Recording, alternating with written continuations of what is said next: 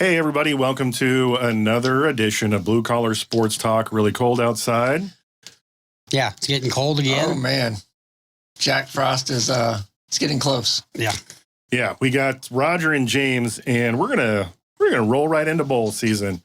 We've got some fun stuff. The big daddies are later on, some not until next year, but we're going to look at starting off with the Wasabi Fenway Bowl played at Fenway Park. Wasabi. Yeah, the names kill me.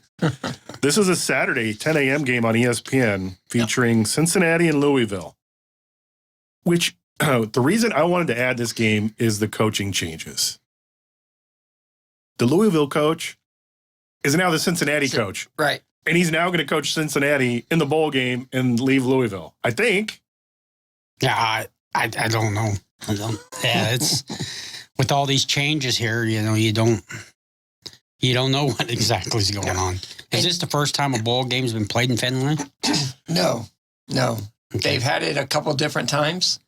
Pinstripe Bowl, also Yankee Stadium. So they do that. I don't like the baseball, football thing. The field looks silly. The fans, you got to bring in bleachers and all this stuff. And it's usually a bowl that's not going to be sold out. And so it doesn't look as bad. But yeah, I could imagine trying to, they say it plays fine, but when you do, the Oakland shared that field forever with the Raiders. And you had that dirt where, you're running on grass and all of a sudden you had that big area where you just played and it was just dirt, and you're just like, this is just silly. I think they did the same thing at the Candlestick Park because I remember the same thing. You're just like, why is that piece of dirt there? I'm like, oh, that's the diamond. That's the running basis line. Yeah. So, yeah, and Candlestick was smarter. Theirs was mostly grass. Oakland kind of, I don't know, it's Oakland. So they had a little screwy and there was a lot of dirt that, just silly. But yeah, so Fenway Park, a really nice stadium to begin with, but maybe the wall, maybe put it kind of close to the Green Monster and have some good seating up there and see the game. I can't imagine the players on the other side after the game going over to the coach and either shaking his hand because they won or like, screw you, you beat us again. Yeah, I mean, for me, the most interesting part will be for Scott Satterfield. And if he is coaching for Cincinnati, he's going to know everything about Louisville. Right. But Louisville is favored by 1.5. Overs are set at 40. So for me, the whole story is Satterfield and getting pulled over to Cincinnati before the season's over. Jeff Brom, Purdue head coach, is now going to be the Louisville head coach. So for me, that is the biggest story for this bowl game. I'm a big fan of Cincinnati. I like their, I can't say Cinderella story because they've been relevant last 4 or 5 years, 1 or 2 losses, just right outside the mix or the committees thing. And then they finally made it last year.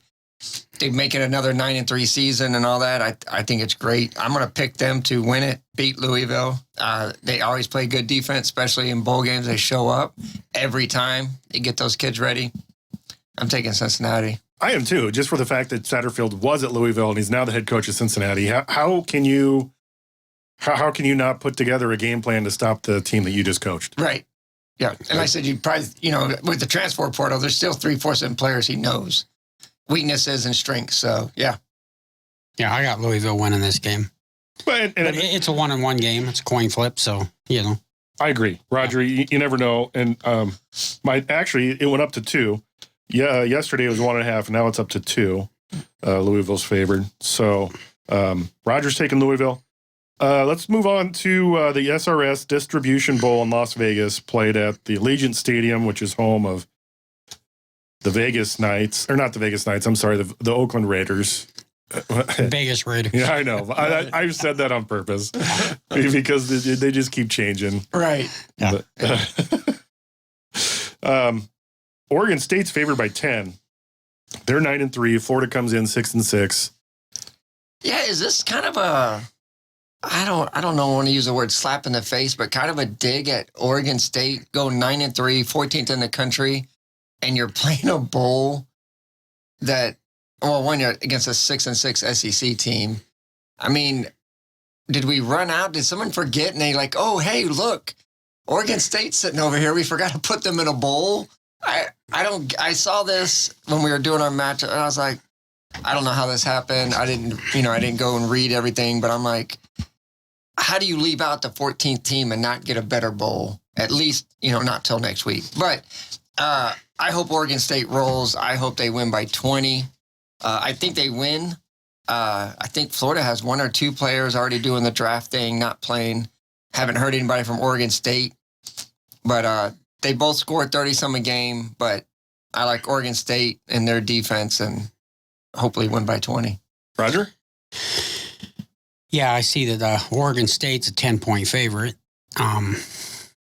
And they can't say enough good things about this head coach. They actually extended his contract with him. Yep. But they say he's an excellent head coach.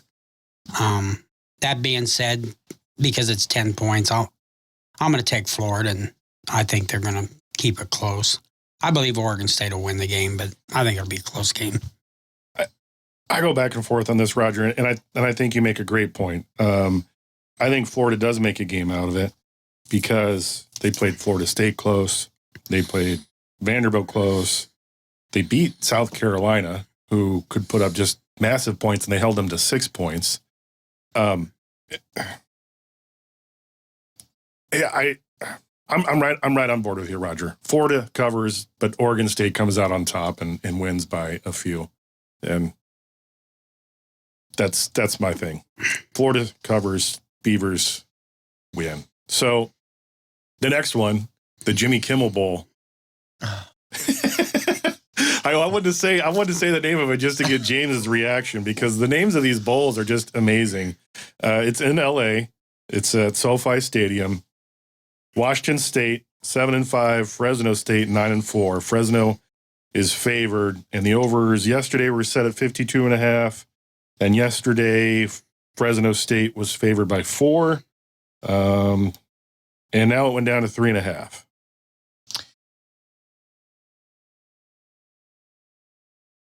Yeah, I'm going to take Washington State in this game. Washington State was playing some pretty good football earlier in the year. I haven't really seen what they did towards the end. I think they got smoked by Washington in the final game of the year. 51-33. Yeah, but that ain't what I did. Anyway, I circled Washington State. I didn't jot down any notes on it, but yeah, I'm going to take Washington State to win this game. Yeah, James?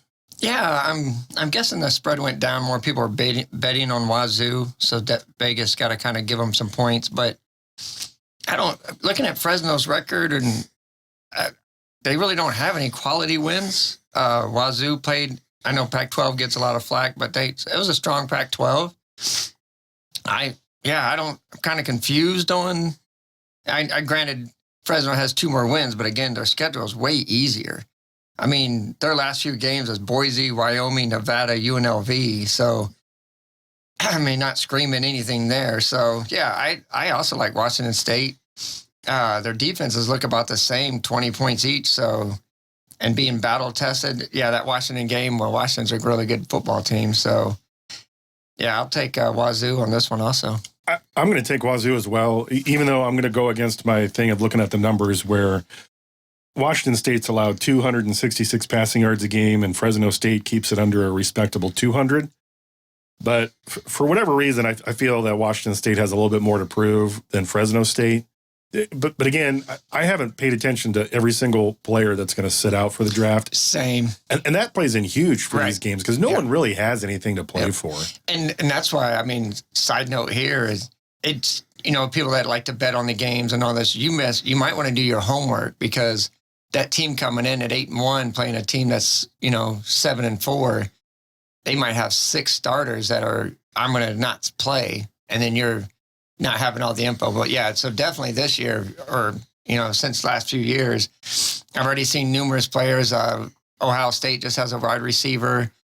Tennessee's big Hyatt receiver. He's going to not play the bowl game. So a lot of, it's not just guys here and there. It's a lot of the big names that could be used are sitting out. So The bigger bowl games are coming up later. These are just kind of the teasers. In fact, I think there's some bowl games tonight. There's two of them tonight. Yep. Yeah, these are just Friday. Apologize. Friday. 2 on Friday. Yeah. Yep. Those were just some of the ones that we wanted to take a look at quickly. Next, I just want to briefly mention the Final Four of the volleyball. And the national semifinals are played in Omaha. If you get a chance, go check it out. This is an amazing show at CHI Health Center.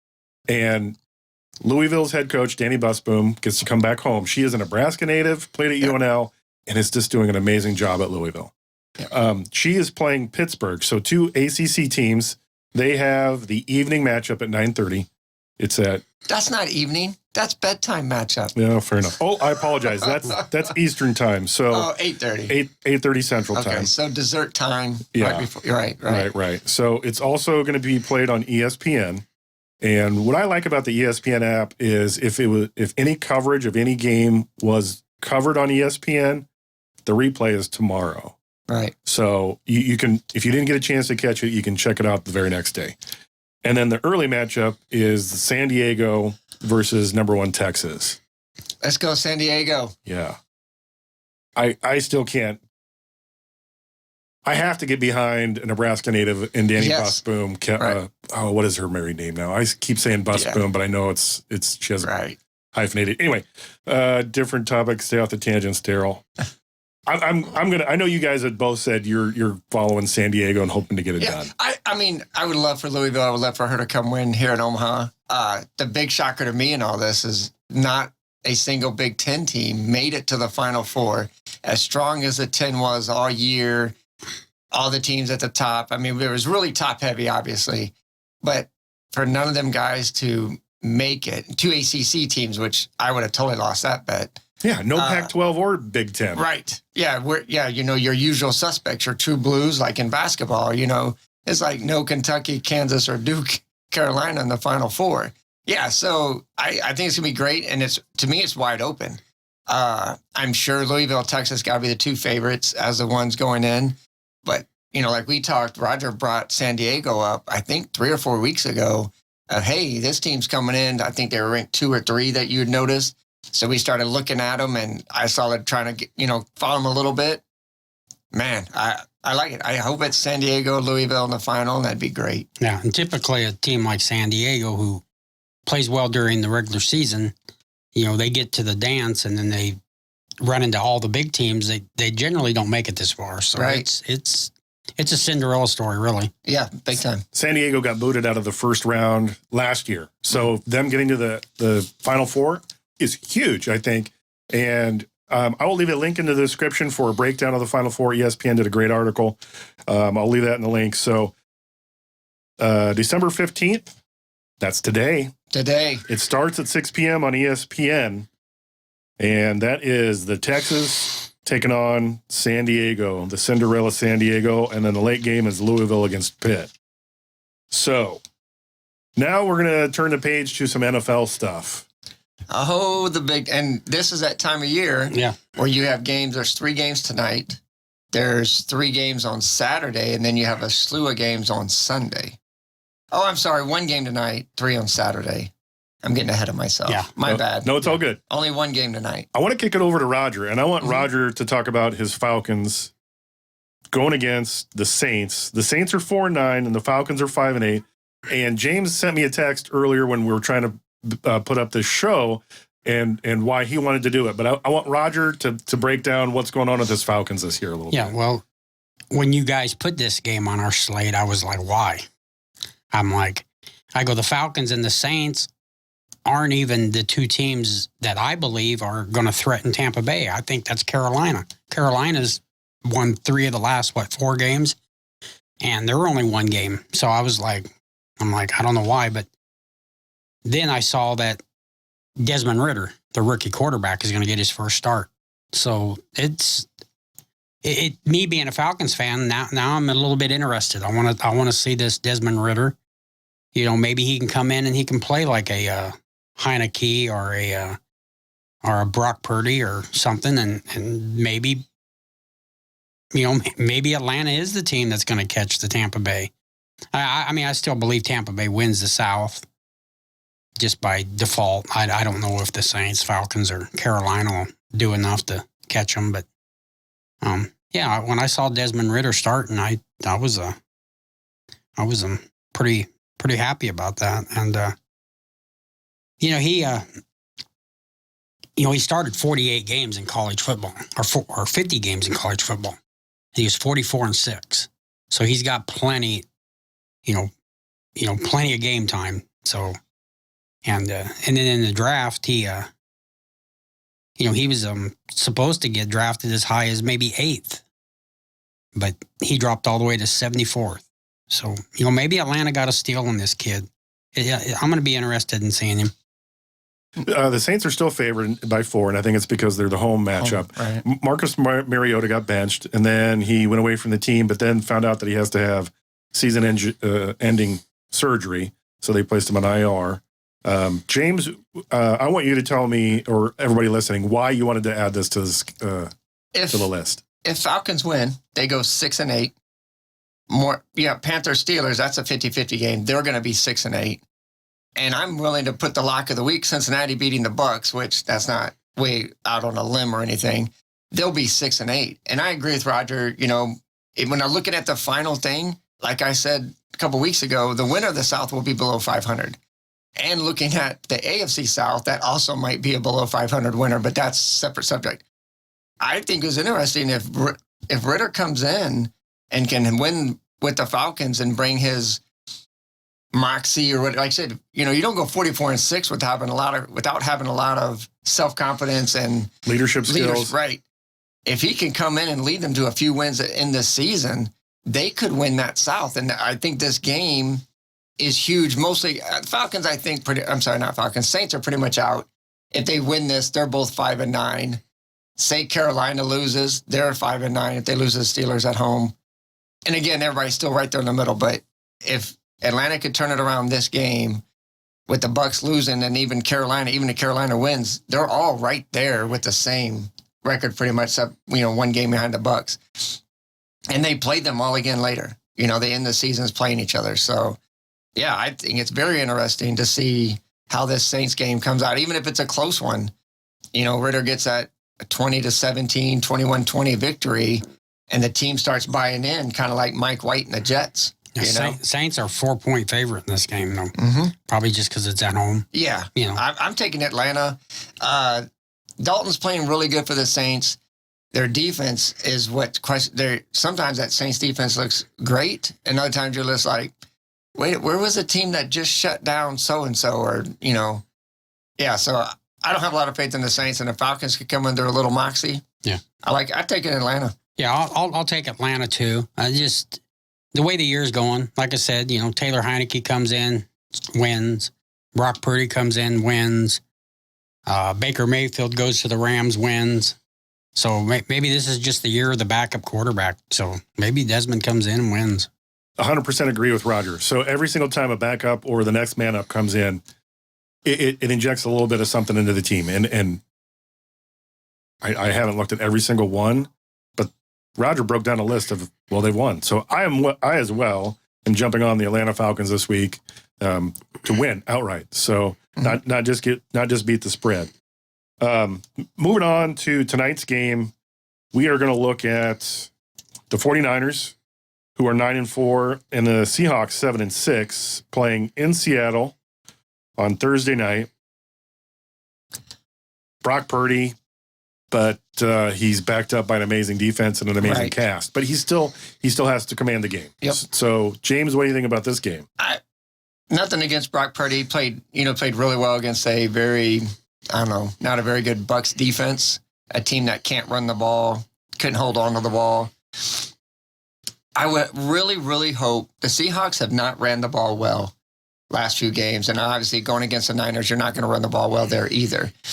But to me, does this Seattle defense start playing like it used to play beginning of this season? And I don't know the Seahawks that great, and don't have all the blessed numbers that some networks have. Their defense the last few weeks just hasn't shown up for me. They played well against the Rams, 27-23, but other than that, it's been hit or miss. They gave up, 30 points to the Carolina in a loss. that should have been an easy win for a Seattle team. But on the other side of that, you have Geno Smith turning the ball over, challenging a little bit too much, getting a little too aggressive and not staying in the game plan. I think that's because the run game's gone. If they can get back to basics, I really can see Seattle winning this game at home. That 12th man, Brock Purdy being new. Again, I'm not on his wagon yet. I'm still not saying the 49ers are the team to beat anymore. When you look at experience going into the playoffs, defense will carry them. But I'm going to go a little bit out on the limb this time, and I'm going to pick Seattle to beat the Niners tonight. Wow, that's huge. Yeah. Because I think Seattle's defense doesn't get it done, and I think San Francisco's defense just shuts them down. I'm taking San Francisco. Roger? Yeah, I'm taking San Francisco too. Seattle and Geno Smith have not been playing great lately. He's turned the ball over for, 4 interceptions in the last 3 games. Yeah. He had 4 interceptions in the first 10 games. So, yeah, Seattle's just one of them teams who are starting to just fall, So I like San Francisco. I think Brock Purdy doesn't necessarily have to play well to win this game. I think the defense is going to get it done. I'm taking the unders in this game too. So unders, okay. Yeah, kind of like last week's game. I think San Francisco, they might not score 35 against Seattle, but something like a 28-7 game. I think that's a great call on the unders. And for Geno Smith, when he started, so you don't have a whole lot of tape on this guy. So you don't always know what to expect. But he did turn over the ball a few times earlier in the season. But as the professional analysts on your team look at and dissect every single game, I think they're starting to figure out Geno Smith. Not that he's a bad player, because he's an amazing player. He's a pro. He's great. But when you get more tape, when you get more time to dissect his game, I think they have a better chance of shutting him down. So I am also on the San Francisco bandwagon for this game. Saturday's game, the evening game.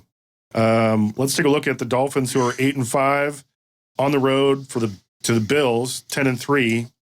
And yesterday, the line was 7.5 in favor of the Bills with 42 overs.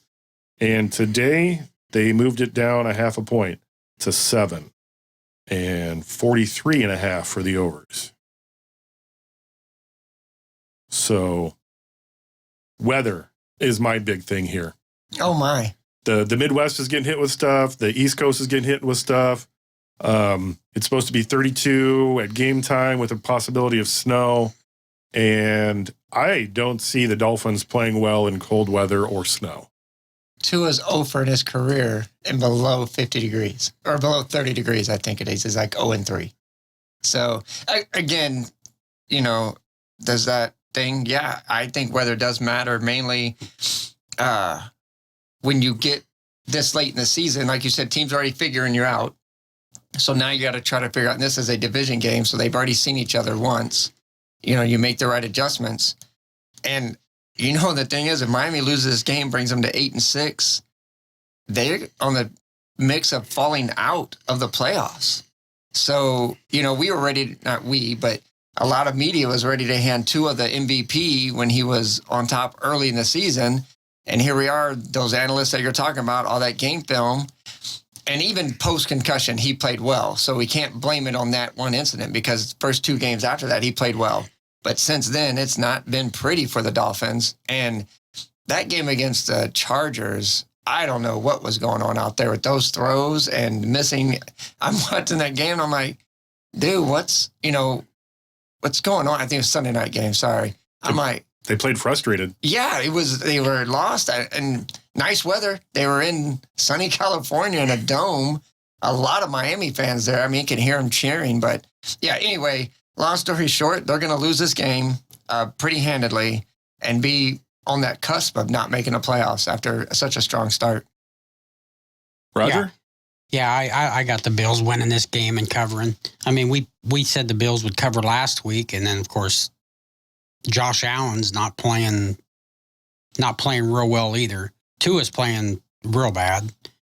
But I think just off of being at Buffalo, the weather, Buffalo's defense, Tua's he's struggling right now.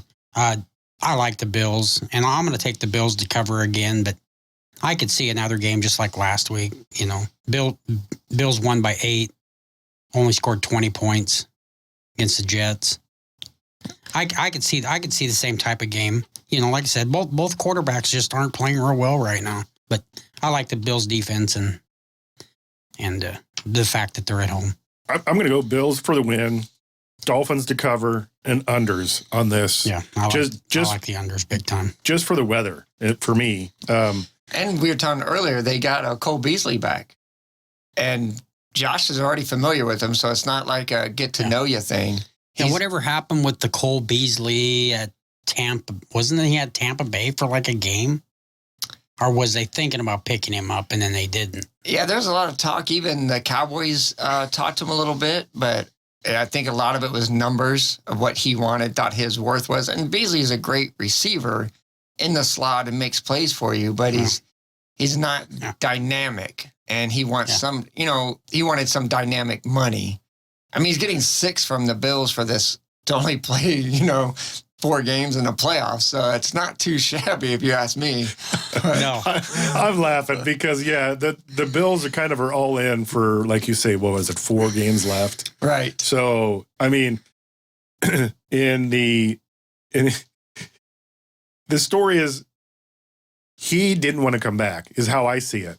They had going, okay, $2 million. Okay, $3 million. Okay, right. $4 million. Okay, $5 million. Well, we gotta sleep on this. And the next day they go $6 million. And he finally went, yeah, okay. Yeah, okay, right, yeah. I cleared my schedule. I was already in at 4, but I wanted to see how he would go. So go and give me the 6. It's like an entire year contract for him on top of the game checks he's going to get. I mean, smart thing, and then he could retire at the end of this year. But I think one of the things they target is, like I said, he already has that rapport with Josh Allen, so we don't have to worry. Dallas just signed, I know this is coming up later, T.Y. Hilton, who Dak has never thrown a ball to. So you're going to need those reps, and the whole Odell Beckham thing, Jerry Jones says he's ready to play now. And that's one of the reasons they went away from Beckham is they didn't know. They might not have got him until the playoffs, and Jerry's like, Dak's a little squirmish. He doesn't like really throwing to random people. So it's smart to get a guy that your quarterback's already familiar with. And it's huge. Yeah. Let's roll into that Cowboys-Jaguars game. So they're playing on the road in Jacksonville. Jacksonville is 5-8. Dallas is 10-3. James, continue. Oh, my goodness. Well, what the heck happened last weekend? I know we don't recap too many games, but that Tennessee thing, Tennessee comes out, goes 3-and-out. Dallas defense locks them down. Dallas gets the ball, drives right down the field. Houston Texans. Yes, against Texans. Drives right down the field, scores. I'm like, okay, this is where the game shows. Then they, force Texans to punt again, and they muff the punt. And that's when the gates open, and the Texans are like, oh my gosh, we have a chance. And then it was back and forth all the way at the end. So thankfully, this Jaguars team is coming in not limping. They're, they just beat Tennessee, which we all said last week was not looking good to begin with. So they know the Jaguars are definitely better than the Texans. That they have 5 wins, so they know what they're doing. Lawrence is playing pretty good. Etienne isn't a top 5 running back yet, but he's coming into his own. So Dallas is gonna have to worry about it. Again, this should be a hands down. It's only a 4-point spread. I mean, all money should be on Dallas. It's going to be played in the nice confines of Florida, so it's not like a weather-aided thing. I don't know how much T.Y. Hilton's going to be, but a little insight on the Cowboys' offensive line. They lost Terrence Steele for the year, the right tackle. Rumor is Tyron Smith is coming back, their starting left tackle, all-Pro Bowl guy that's been out all season. He was on IR. Right. He hit that 20-day practice window last week. The rumor is he'll play left tackle. They're going to move the rookie to left guard, the one that's been playing left tackle. And Peters, who they got, is going to play the right tackle. And just a little insight on that Texans game, that 98-yard drive, Josh Ball, who was struggling at right tackle, who came in, they pushed him out, put Peters over there, put Smith back on that left side, and put McGovern back at guard. And they went to that drive, and it was a whole better offensive line.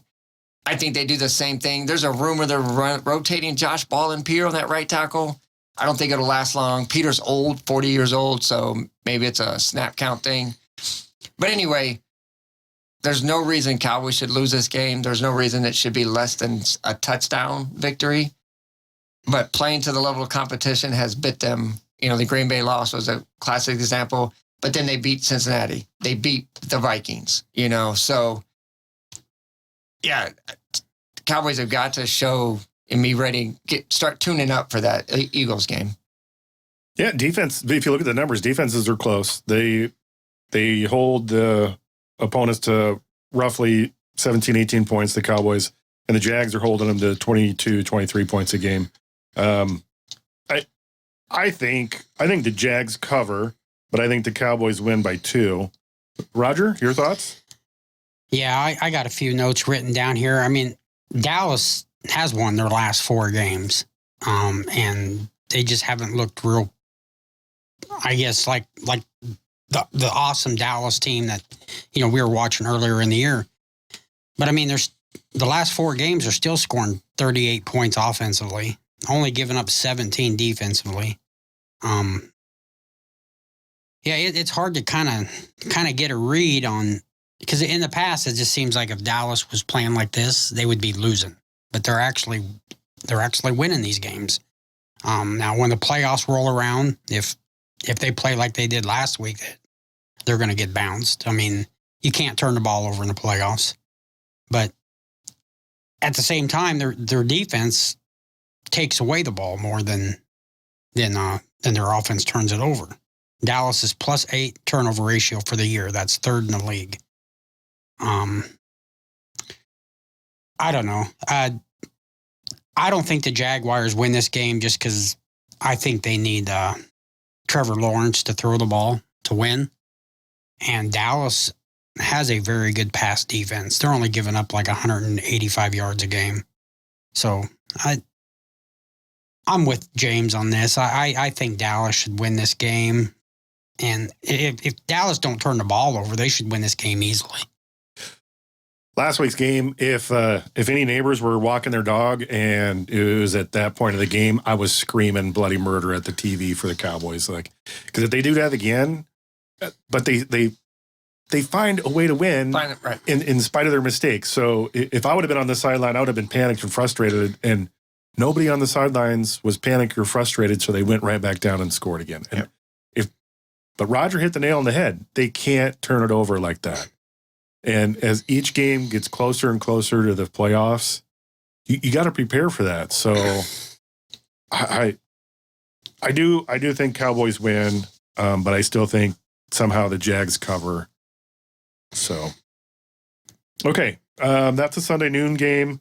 The Falcons is a Sunday noon game. One more Sunday noon game is the 6-7 Lions against the 7-6 Jets in New York. And this is even with the over set at 44.5, or they were yesterday. I guess I haven't seen any updates. Roger, what do you think about this game? I like Detroit to win this game just based on their offense. They got, like I said, they got this game even. Detroit's got to travel to New York. Detroit's defense is not good. I guess if the Jets' quarterback problems needs a boost, and they're going to get one this weekend, because the Jets should score some points. They should, but I don't think they keep up with Detroit. Detroit's offense is rolling pretty good. I got this game with Detroit winning. I got it going way over, probably a 31-30 game. And yeah, that's about all I got on that game. Yeah. The Lions are rolling. They beat Jacksonville at home. They beat Minnesota at home, and they're putting up a lot of points. Goff is finally kind of figuring it out, and the Lions head coach is doing a really good job. Earlier in the season, he was taking a lot of heat because they didn't look good. But James, what do you think? And I disagreed with all the heat there that Detroit was getting because, even when we said here, I picked them a couple upsets. I picked them to beat Minnesota that first game, and they lost handedly, obviously. But I thought Detroit had a lot going for them, especially that first game against the Eagles showed me, okay, hey, this team can play. And then for whatever reason, those early games, they couldn't put it away. And they're doing it. I mean, their only loss in the last 5 is the Bills, 28-25, which was not a nail biter, but, to hold them, that was really good. But the Jets at home, I'm going to have to be the lone wolf guy here. I 100% agree with everything. I've been a Detroit, not a fan, but I've been rooting for them, hoping they do well and win. I was hoping they would come out and win that North, but obviously Minnesota has that locked up. Now it's just a matter of can Detroit sneak into the playoffs? Mike White is banged up for the Jets. He's got some bruised ribs. He took some pretty big shots from the Bills. But that defense at home is really, really good. I like the Jets defense. That coach, I can't think of his name, but he's one of those player coaches just like Detroit where, man, they love playing for him. And if this was in Detroit, I'd be on the bandwagon 100%. They win by 10 or 15. But in New York, outside in the weather, I'm taking the Jets and Mike White this time. And everything that we discussed, I'm guessing the odds makers in Vegas. So you get 6 guys and 3 of them said one thing, 3 of them said the other. So the Jersey weather is supposed to be 40 and partly cloudy. So which in my mind, that's perfect football, not too hot, not too cold. Yep. Mike White's up and down. The Jets have lost their last 2. They were on the road, so they come home and maybe they figure it out, maybe they don't. The Lions are on a streak. Maybe they continue it, maybe they don't. And all these factors that gets you to even. So you got the Jets, Roger and I took the Lions. And who knows? I mean, right. it could be Jets data to get off that 2-game schneid. Yeah. And yeah, I don't, like you said, even. I don't think it's an upset one way or the other. Obviously, I'm taking the home team, so maybe that's an advantage for me. But they're, like you said, those 2 losses on the road was at Minnesota. 2 chances to win that, and a drop pass in the end zone cost them. And then the Bills, a tough fight, which the Bills supposedly are getting better. You know, Josh did not turn the ball over like he did in that first game against the Jets. And he held them to 20 points, you know. So, yeah, I do like the Jets at home. That one should be a very interesting game to watch if you get a chance. Yeah. The Sunday night game is the battle of the 7 5-1s. And the Commanders are at home, favored by 4.5 with the over set at 40.5 against the Giants. So, James, what do you think about this? What implications does this have for the NFC playoff race with these two teams, both 7-5-1? Everything. And the rest of the league, or the NFC is looking at it like, we don't care which one loses, just we know don't tie again. Please go ahead and get a loss here so that we can gain a little ground. Washington's at home. Heineke's got Washington playing really well. And again, the poor Giants have had so many injuries in all the wrong spots. Secondary is on second and third string guys. Barkley is not doing as well with, I think they have 1 guard or a tackle that's been missing. And Daniel Jones has nowhere to throw the ball to. So I'm going to pick the Giants to win this, only to be the opposite and say this is what should not happen. But it's that time of year. Washington's favored by 4.5, 5 points. Giants are going to go in there and say, we're not dead yet. Yes, our last 5 games have not been pretty, but I like them. I mean, I'm a Daniel Jones fan. He's only thrown 4 picks on the season. Again, to a team he doesn't really have anyone to throw the ball to. I think they come up with a good game plan, and they know Washington, and they're gonna win this game. That's an interesting point that you make, that Daniel Jones doesn't have anybody to throw to, because his numbers are almost are similar to Carson Wentz, who's not even playing as a starter anymore. So Daniel Jones has 12 TDs and 4 interceptions. Carson Wentz has 10 TDs and 6 interceptions, and he hasn't played since the beginning of the season. Right. So it's interesting. I'm going all in on Washington, though. Right. They get it done at home, and it's just they're not amazing, but Taylor Heineke doesn't seem to get rattled, and he gets it done. Roger, what do you think?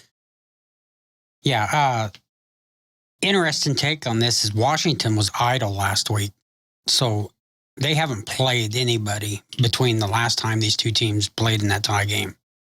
So, in a weird way, I kind of look at this game as just being a continuation of the overtime. It's a 4-quarter overtime game. Because whoever wins this game not only gains a game ahead of the opponent in the East, but they also now have the tiebreaker. So really, it's almost like a 2-game lead. Because even if Giants would play one game better the rest of the year, they would lose based on the head-to-head in the conference or in the division. So, like I said, it's just to me. I kind of look at this game as just being a continuation from the first game, the overtime game, and whoever wins this game is probably pretty much got themselves in position to get to the playoffs. The loser, I don't know. The loser could still get in. I mean, it depends on how the Detroit and who's the other team? That's Seattle. Seattle, yeah, and Seattle.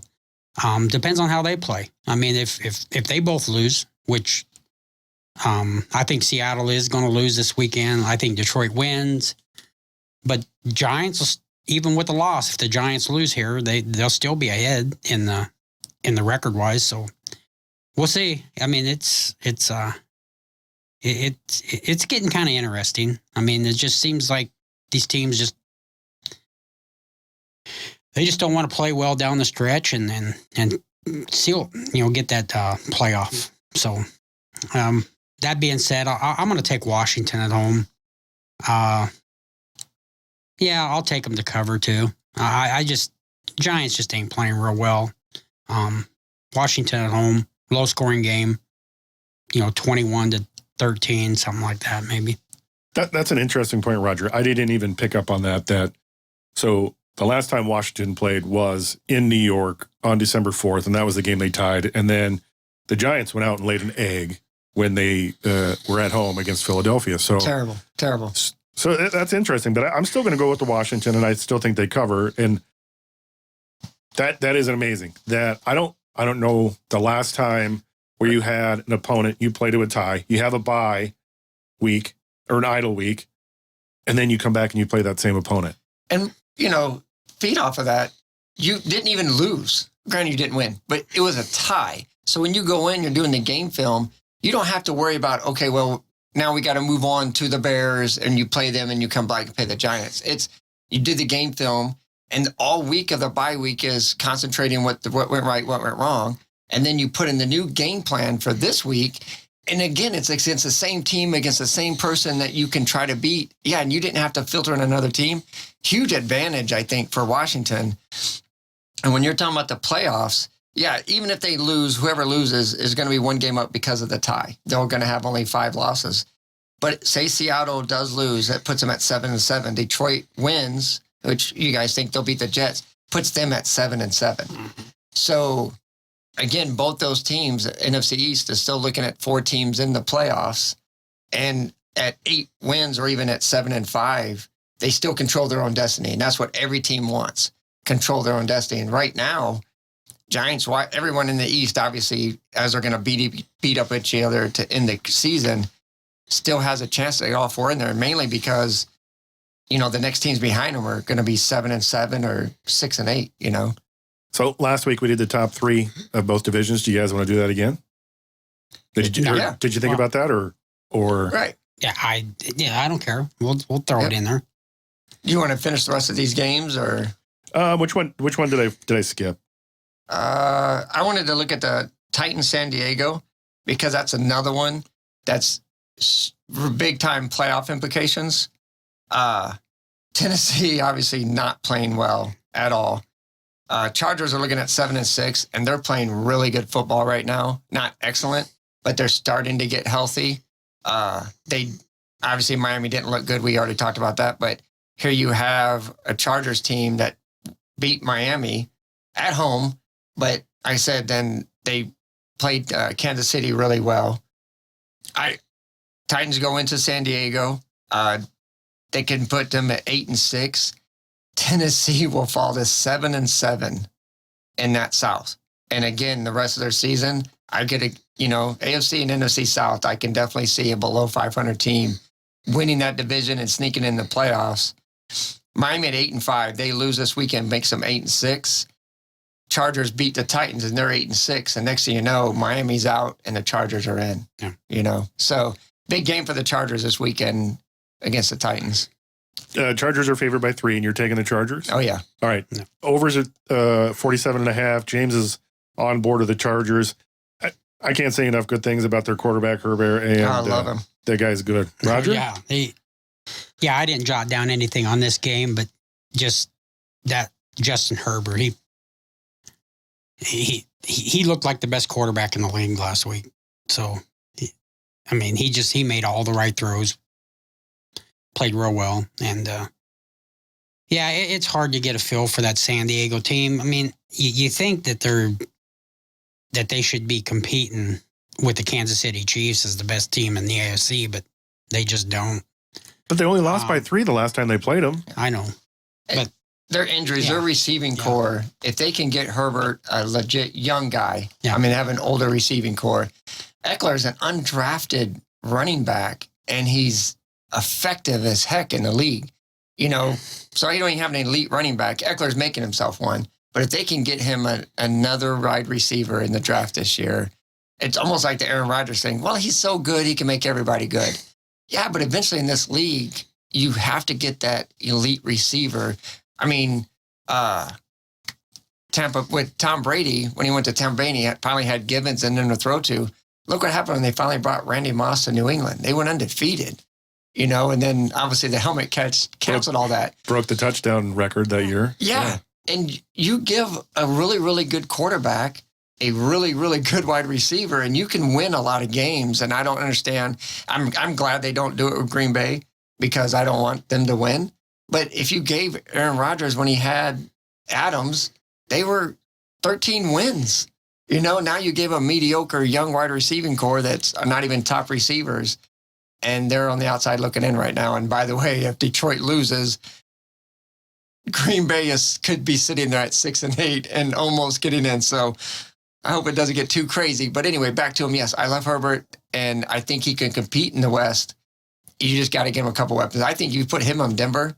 If Denver would have took away Herbert and put him on that team, it would be a Denver-Kansas City showdown like in the old times. You're making me cry for what Denver did to bring Russell Wilson on board, but it's not on all. It's not all Russell Wilson. It's Hackett, the coach, who I'm not sold on. Right. But staying on topic here with the Chargers and Tennessee Titans, I'm going to preface what I say by I hope I'm wrong.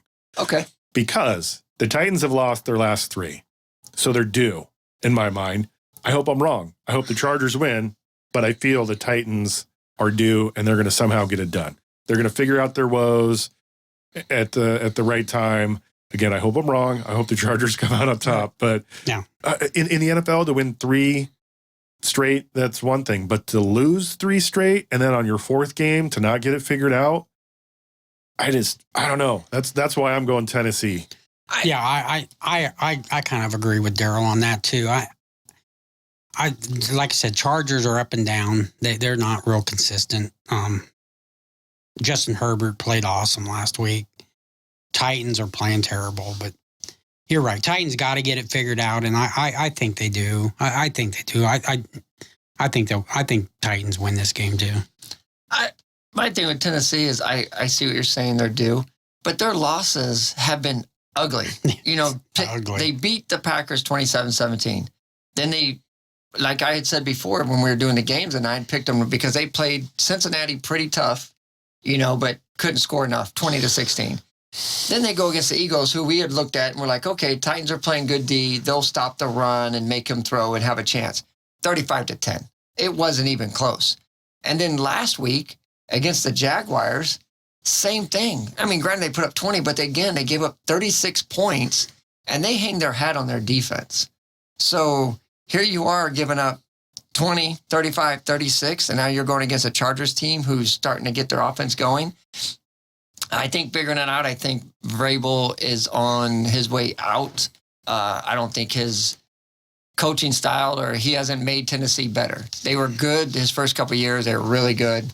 Obviously, Henry was more in his prime. Tannehill was still playing at a really good level. Now these players are all older. Bully ball, whatever you want to say, like, hey, just throw our bodies around, hit these guys hard, and hopefully they give up. They're, like you said, these analysts have done the game filming. They figured something out with Tennessee and that defense. And I think, we got, the Chargers coach is very innovative, very go-getter, and, I'll go for anything. Yeah. I'm staying with the Chargers. I do believe they still get it done. All right. So the top three in the AFC and the top three in the NFC, we inch ever so closer to wild card playoffs and the one team in each division that gets a bye. That's a huge change. So, James, who are your top three in the NFC at the moment? NFC, as much as I don't like Philly, 12-1 is 12-1 in the NFL.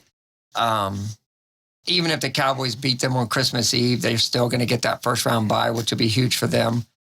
Brock Purdy going in the 49ers got that defense. Nothing against Minnesota at their 10-3. They just haven't shown me they can beat good teams when they need to. So, to me, it's the same in the NFC. It's going to be Dallas, Philly, 49ers.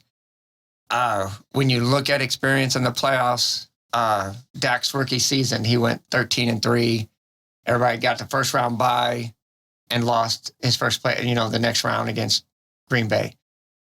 I think the same thing with the Niners. They won't get a bye because obviously the Eagles will get the bye. But that first playoff game or even that second one, you need that experience. It's a whole different thing. The guys, they'll have limited game film on Purdy, but they'll figure it out. And I just don't know if the Niners can make a deep run unless Jimmy G comes back where they're talking. He might be a second round. He might make it back. We'll see. But right now, I think it's Eagles, Cowboys, top of the NFC with the Niners right there, mainly because of the quarterback change. And Minnesota is maybe even fifth. I mean, I can even see Washington or Giants going into Minnesota and beating them. So, Roger? Yeah, I'm staying with Philadelphia's number one, and I'll flip flop this week. I'll put the Niners above the Cowboys just because Brock Purdy played well, and Dak Prescott is not.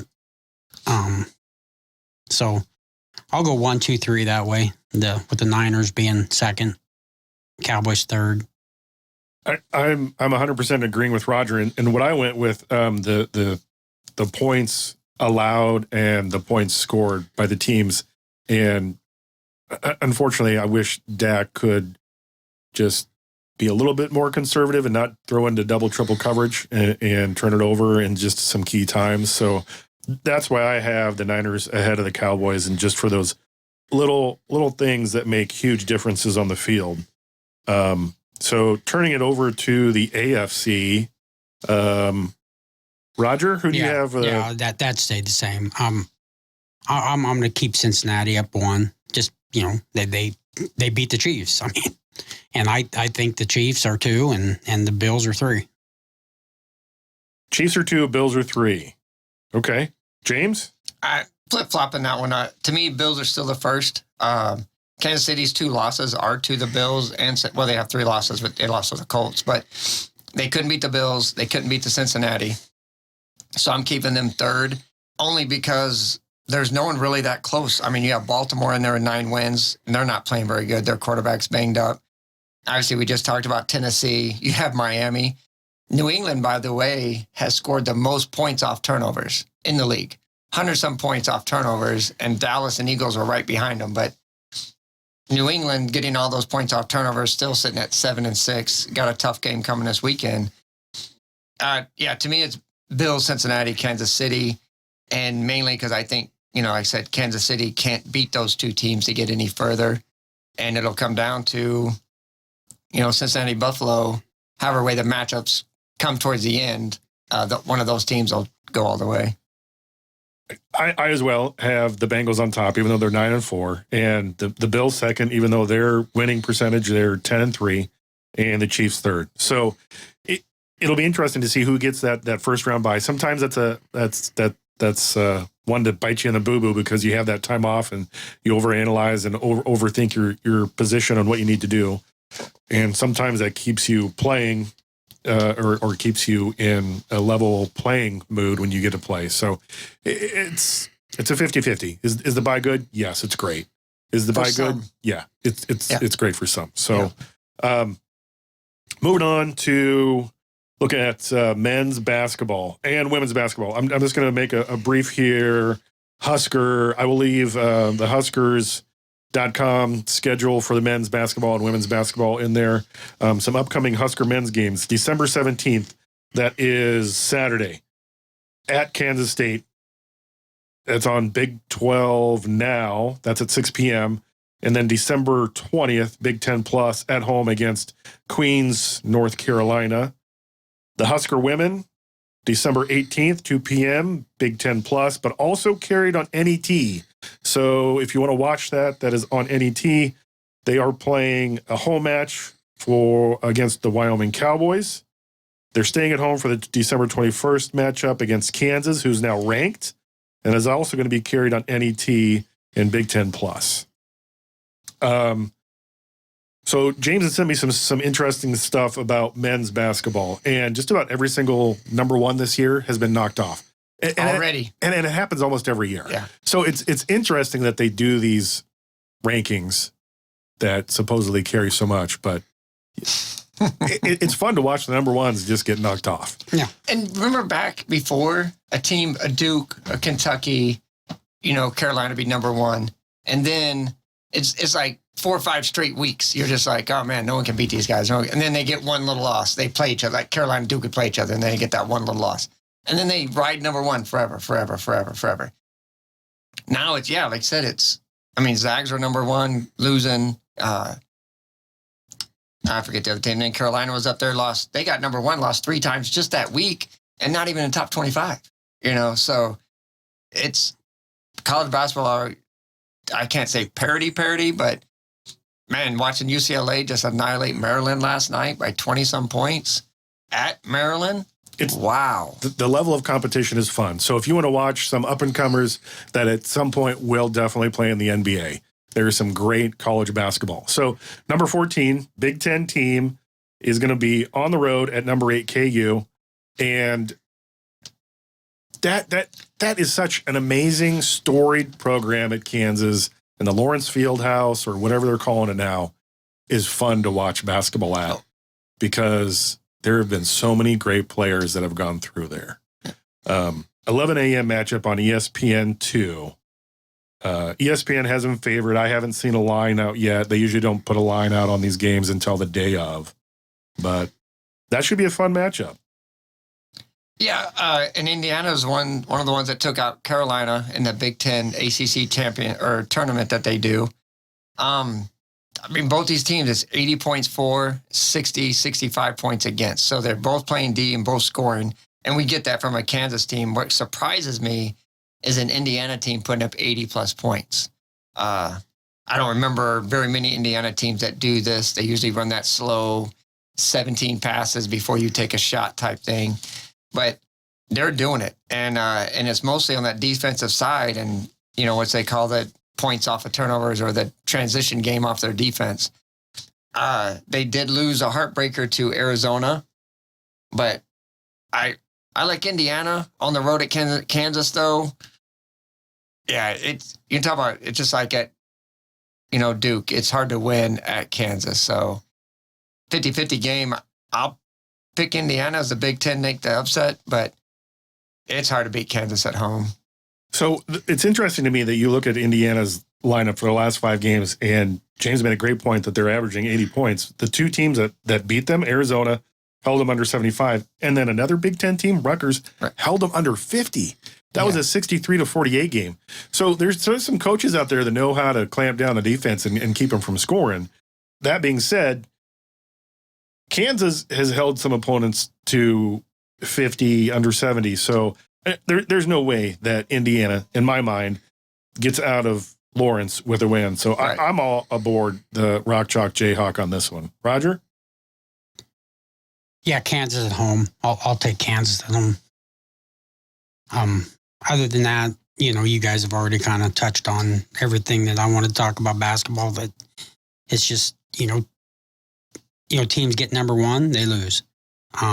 Creighton's not ranked anymore. They were top 10. North Carolina don't even have any receiving votes. But I remember last year, I think North Carolina did about the same thing, because they were an 8th seed going into that tournament, made it all the way to the championship game. And some people believe if they would have been healthy, they would have won that game. So, you know, are we going to see the same thing this year with North Carolina?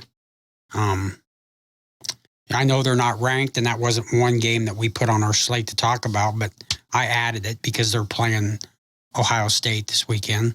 That's a huge game. So, yeah, you know, I mean, I still think of North Carolina being one of the top teams in the nation. So even though they're not ranked, you know, they're still a threat. But yeah, I'm with Indiana, KU at home. I like KU. Side note for me, the rankings don't mean a whole lot until you get to the big dance, the 64 teams that they pull in. To a degree, the rankings don't mean a whole lot, and yet they do. Moving on to the number 4 Alabama, and they're playing number 15 Gonzaga. This is called the CM Newton Classic at BJCC. So honestly, it's supposed to be a home game for Gonzaga, but this is being played in Birmingham, Alabama. So, Roger, what do you think about this number 4 Alabama matchup against number 15 Gonzaga? Yeah, Alabama's playing great. You know, I'm gonna go with Alabama in this game. Say they beat Gonzaga. Gonzaga's kind of up and down. You know, they ain't proven to me that they are one of the top teams in the nation, and I like Alabama. I do too. I'm going to take Alabama for the fact that they've already knocked off Houston. They've beaten Memphis. They beat University of North Carolina in a 4 overtime match. James, what do you think about this game? I was all down on Alabama. Excuse me, when we were talking about them, that one of those first early matchups they had. But they've definitely, man, they're playing great basketball. SEC basketball is not really that good. Gonzaga surprises me more than anything, having the 3 losses. They're 2 good teams. Not really, like you said, not necessarily a home team thing, but I'm going to pick the Zags. They have, that dude, I can't think of his name, but he's like a 6-year senior there. Drew Timme? Oh, Timme. Timme, yeah. Yep. I think he's going to stop the bleeding. They need, not that right now, like we said, the rankings aren't huge. Just need to, come conference tournament time, you need to do your thing to get in that seeding. But they need a quality win here. And I think he gets it done. I think Gonzaga's going to turn it around, and nothing bad against Alabama. If they lose to Zags, they'll only be their 2nd loss, but they've already beat a couple quality wins. And I just think Zags will run a really good offense. Alabama's defense is really good, but I'm going to go ahead and take the Zags this week. Another team that was ranked number 1 at one point, Houston. Wasn't Houston ranked number 1 at one point? 1 or 2, yeah. Yeah, they're now number 5. They're on the road at number 2, Virginia. James, what do you think about this game?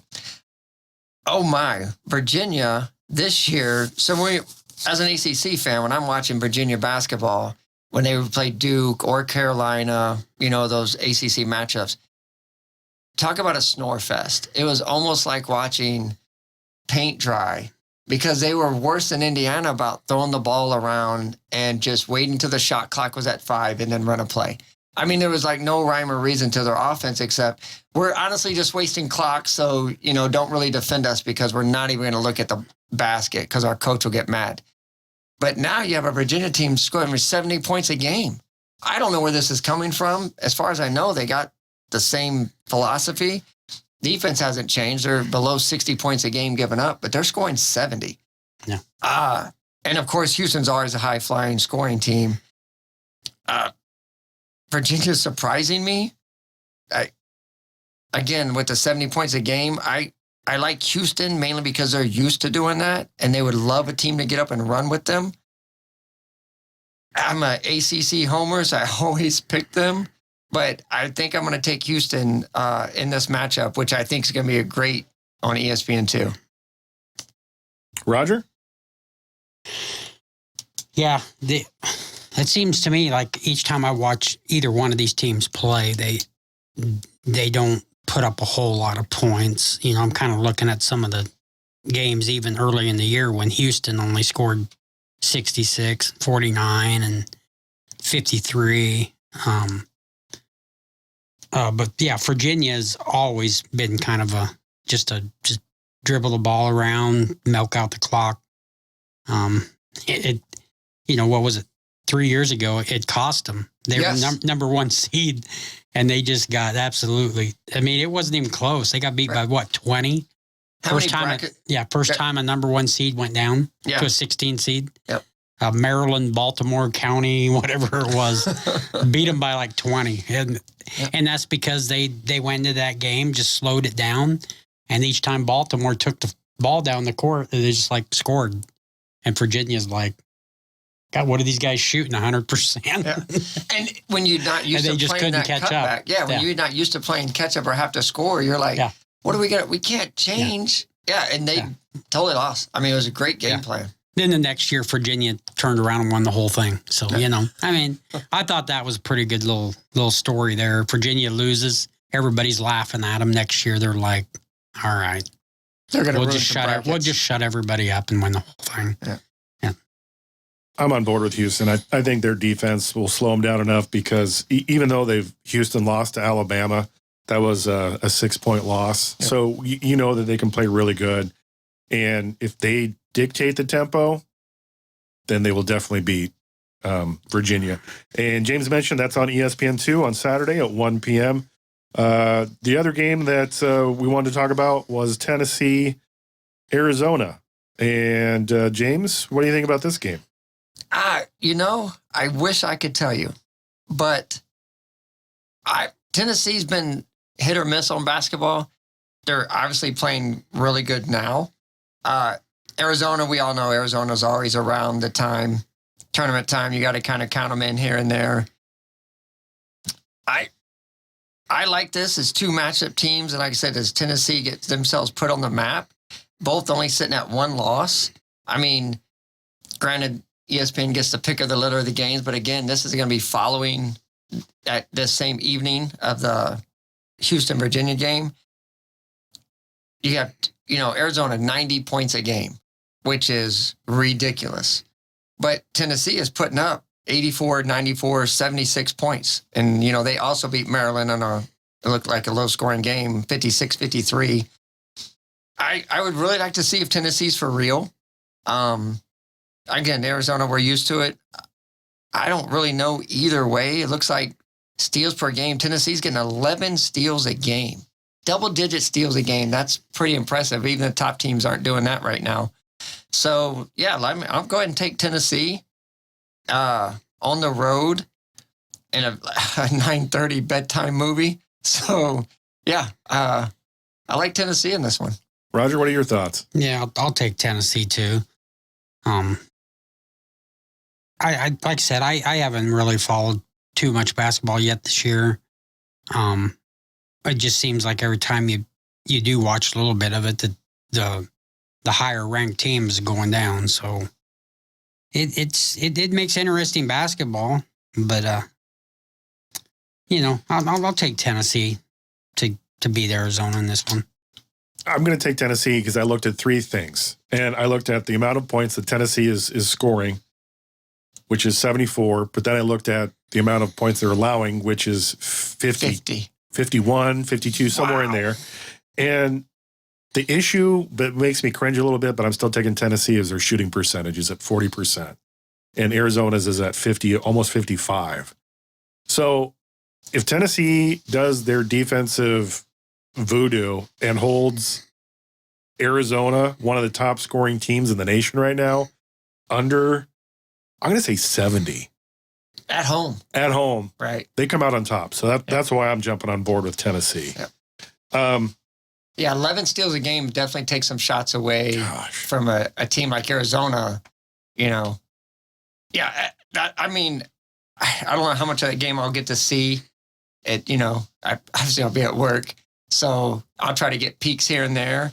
And I'd like to see them play. I said they haven't been very relevant in basketball here and there, hit or miss. I said they'll make a 12, 13 seed and get out first or second round. But in the SEC, they haven't been really relevant in a while. So And again, that's what I love about the ESPN app. I'm sorry I'm giving so much time to ESPN, but the majority of those games we talked about are on ESPN or ESPN2. Right. So the next day, the following day, you can get up and have a little bowl of Lucky Charms and watch the replay. Yep. And then fast forward through some stuff. So that being said, let's keep it on the NBA, or let's keep it on the basketball platter and move on to the NBA.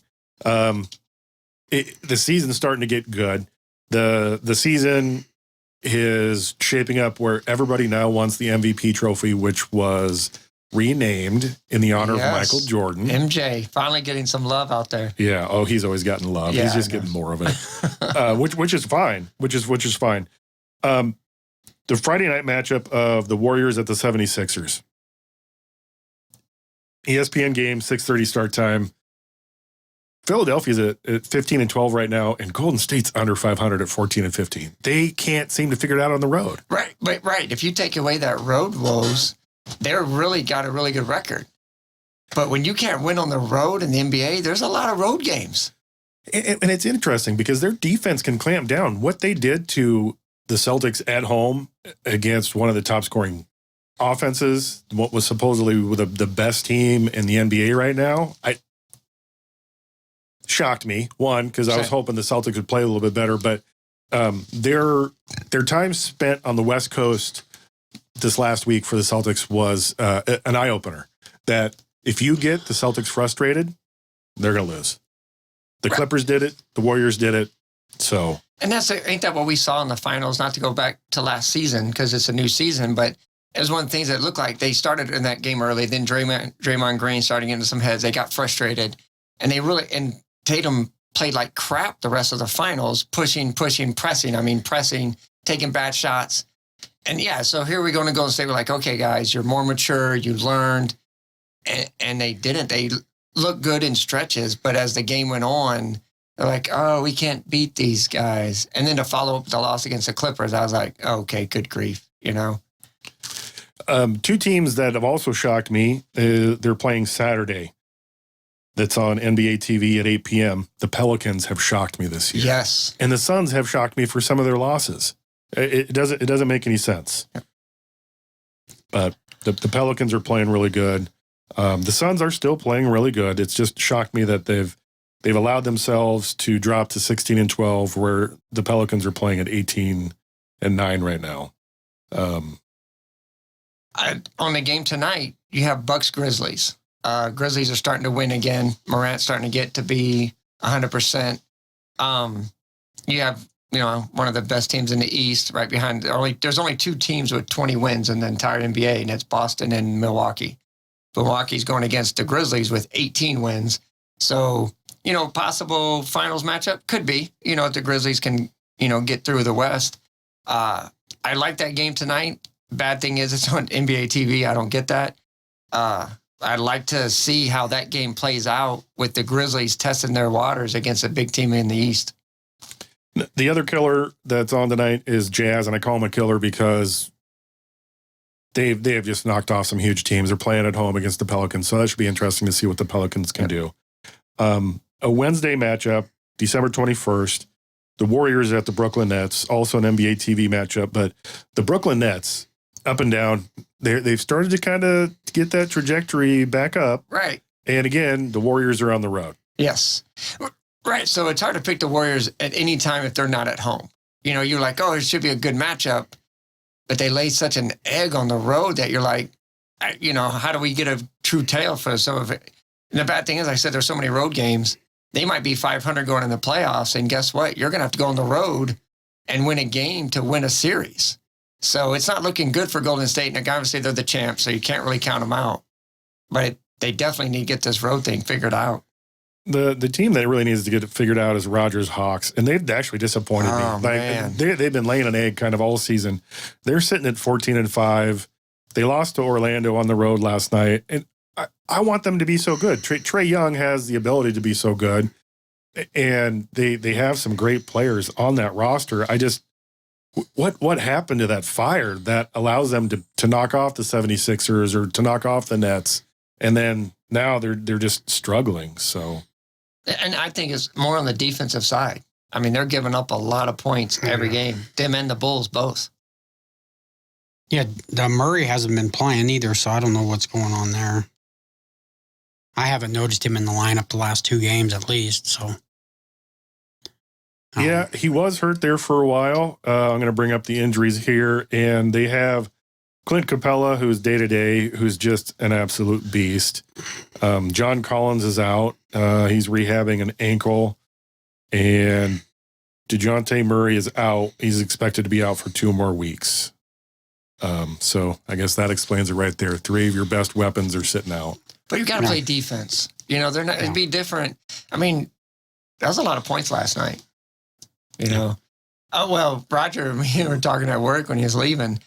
All the 3/4 of the games were 240 to 250 points. Yeah. You know, and a couple. You know, the late game Clippers game, they didn't even make it to 100. But yeah, a lot of scoring yesterday. But yeah. And it's not great shooting. I just have bad luck because I'll be watching the game and they can't even hit the side of the barn. Or, the Lakers-Celtics game, Lakers missed 4 layups straight. LeBron ended up missing a little bunny. And I'm just like, when do I get to watch the good basketball where it's a 135 to 130 game? No, that was the 3rd game of the series for the Magic and the Hawks. And that put the series at 2-1 in the favor of Atlanta still. So I don't know if it's just the Hawks were having some issue being on the road, but their previous one, they took one on the road. So again, it's still kind of early in the season. It's not before the All-Star break, trade deadline. Also always shake stuff up in the NBA. A lot of season to be played. Yeah, a lot. Yeah. There's we're through the first quarter. 50 plus games left. And, yep. But, I what I don't understand about the NBA is the amount of games these players are taking off. Oh, goodness. It's like a whole new world. It just seems like every game you watch, you're like, okay, I turned it on to watch Steph Curry. Well, he ain't playing. Yeah. Oh, I turn on the game to watch Kevin Durant. Oh, he ain't playing. It's like, there's just there's just too much games with the stars that aren't playing basketball. And that just tells me about the NBA regular season. It does not matter. It don't matter. I don't understand it. I hear your frustration. Imagine if you spent hundreds of dollars on a ticket expecting to see it. So this is just, you're turning on and it's your cable bill that you're like, oh, I wanted to watch this game and see my player. You just spent $600 on a pair of tickets to go see your player, and $600, $300 a pair. It isn't the best seats in the house, right? But they're decent, and your guy's not playing. And and you bought those tickets 2 weeks ago before you saw, oh, by the way, tomorrow, Jason Tatum and Jaylen Brown's taking the night off. And you're like, what? No, I'm going to the game. Right. And I know the NBA push, I don't know how much they enforce it, but they were, because Pop used to be really bad, going on the road and sitting Tim Duncan and Parker and them. They're like, wait a minute. No. If you're going to sit your superstars, it needs to be at home. So when you go on the road and those fans are buying those tickets, football, Brock Purdy and his family got to watch him beat Tom Brady, right? You know why they had tickets to that game? They bought tickets at the beginning of the season because they wanted to see Tom Brady play the 49ers, had no idea their son was going to be starting that game. They already had tickets to go watch Tom Brady play in San Francisco, who their son was a part of that team. They get lucky enough that their son starts the game and obviously wins it. So yeah, you're buying your tickets early, and then that team coming into town, oh, by the way, we're going to sit 3 of our 5 starters, and and you're wearing a Kevin Garnett jersey, and he's in a suit on the end of the bench chuckling it up with Paul Pierce and high-fiving each other, eating cotton candy. Yeah, the NBA implemented a rule where they're not allowed to rest. They call it rest. Rest, right. So then the smart guys and all the organization said, well, you have a toe sprain. Yes. So now they've popped up all these little injuries. Well, he's resting a hamstring. Mm-hmm. So it's on the road. It's not rest per se, as I put rest in quotes, air quotes. It's they're nursing an injury, a strain, and hangnail. Me and Ryder, we were talking about last night. I was like, it's eventually got to hurt the bottom line where fans are like, I don't want to buy a ticket in advance. I don't want season tickets because, like I said, apparently it doesn't matter. My guy was only going to play 25 games at home, and the other 15 he's resting a toenail. So why don't I just wait and buy tickets the night before? Because they all want season tickets because it kind of gives you what kind of how many fans we're going to have there and blah, blah, blah, blah. And, same thing with TNT and all these things that cover these games. They're going to have to throw that flex schedule in there. Like, oh, we got the Knicks in Dallas. Oh, wait, Durant and Luka aren't playing. Oh, we need to flex to a different game and play Orlando and the Bulls now. It's interesting how they do that. They have us fans by the boo-boo because we're hanging on and just trying to see our players that we want to watch, and then they do stuff like that. So now's the time for some parting thoughts. And gentlemen, what's on your minds? Well, I just wanted to bring up Ovechkin again in the NHL. He scored 3 goals Tuesday night to move to 800. Just kind of looking at his age, he's 36 or 37 this year. But he's still scoring at a rate of 50 goals a season. And he said that age is not a factor to him. He plans on playing for a while. So, I mean, at this rate, he before age of 40, he should catch Gretzky for the all-time goals. But we'll see. How age can catch up to a guy real quick, like. But he's a scoring machine. He is. And he just got a hat trick when he got that 800. Yeah, Gretzky's sitting at 894.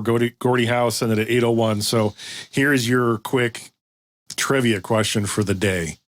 How many career hat tricks does Ovechkin have?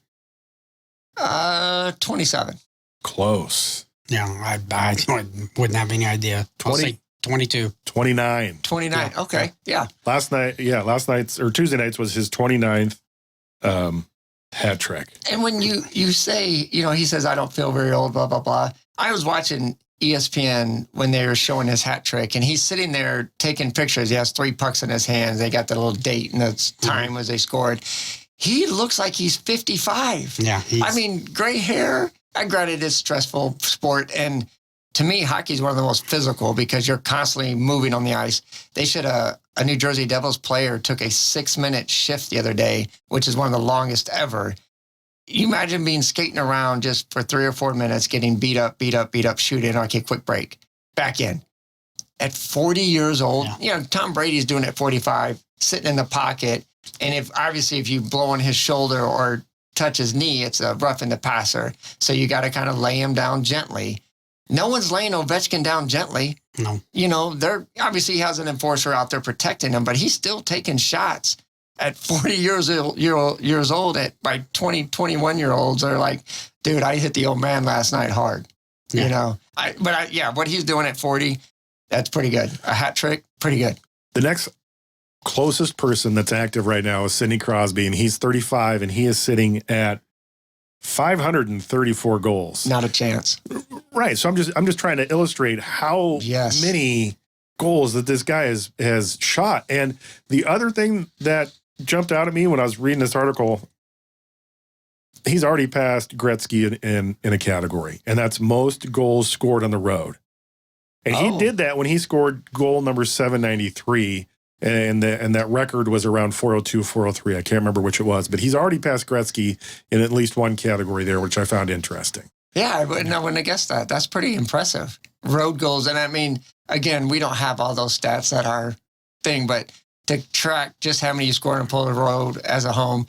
And if I'm a hometown fan, I'm like, yeah, Wayne, score at home. I don't care what you do on the road, but when I come to watch you put that biscuit in the basket. I'm going to leave this link for the article that I read. It's an ESPN article about Ovechkin, but there's a lot of stats. And for my mind, if I just throw out too many numbers, I'm kind of lost in like, whoa, what? Why did you just say 13,000 numbers? And I just picked up one. So I will leave that link in the description. Gentlemen, anything else on your mind? So we got granted the U.S. didn't make it, but the FIFA World Cup's finally coming to an end. France and Argentina, I would have to say 2 of the best teams. Netherlands was really good. They took Argentina to a 2-2 tie and lost in penalty, and Argentina won in penalty kicks. If you go back and look all the way back to September, France hasn't given up more than 1 goal in a game. Several games they've given up 1 goal and won 2-1, 3-1, 4, whatever it was. Argentina, if you take out the Netherlands game, has only given up like 3 goals total since September. Then the Netherlands obviously was a 2-2, but I think Netherlands are one of the best teams in the cup to begin with. So they had a really tough matchup. So you have two great goalkeepers coming in. Games Sunday at 9 a.m. for you early birds that don't want to watch the NFL Network and get ready for your Sunday football. You can kick the World Cup on, probably around after breakfast. So maybe it's a 1-1 game. Hopefully we'll get a shootout or something. I don't know. But seeing that neither team gives up a goal, I'm expecting, if I'm a Vegas betting guy, I'm betting a 1-1 tie. And then maybe in the 99th extra minute there, somebody gets a goal. If not, it's coming down to a shootout because these two teams play that ball really well. France is obviously playing super high, took care of England like easily. And I thought that was going to be a Netherlands-Argentina type game, a 2-2, 3-2 game. France owned them, so. France is defending champions too, yes, right? And they are. So, this is Messi's chance to try to get him that elusive World Cup. And they're doing everything they can. That goalkeeper for them is playing ridiculous. They say Messi's playing the best international football he's ever played. Right? Yeah. He might know this is his last chance. Whatever you want to call it. Soccer. My parting thought is about UNL volleyball. The one transfer that I'm aware of is Ani Evans has decided to transfer out of the program.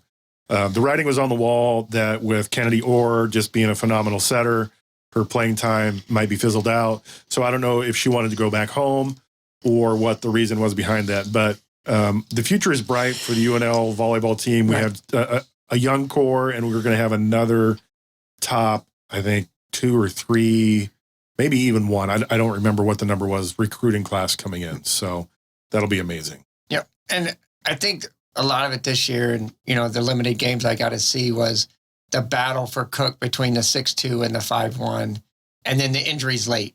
The couple really key, well, I say couple, the 3 injuries really late hurt them. And as a fan, as they did really well. Obviously we expected better.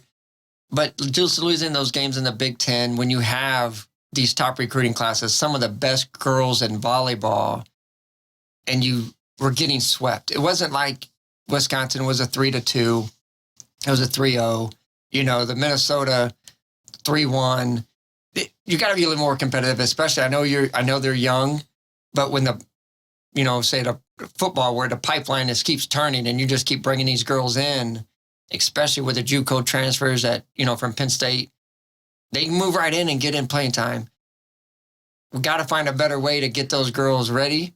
And when you're a top girl in the nation, you're playing for one of the top 10 teams in the nation.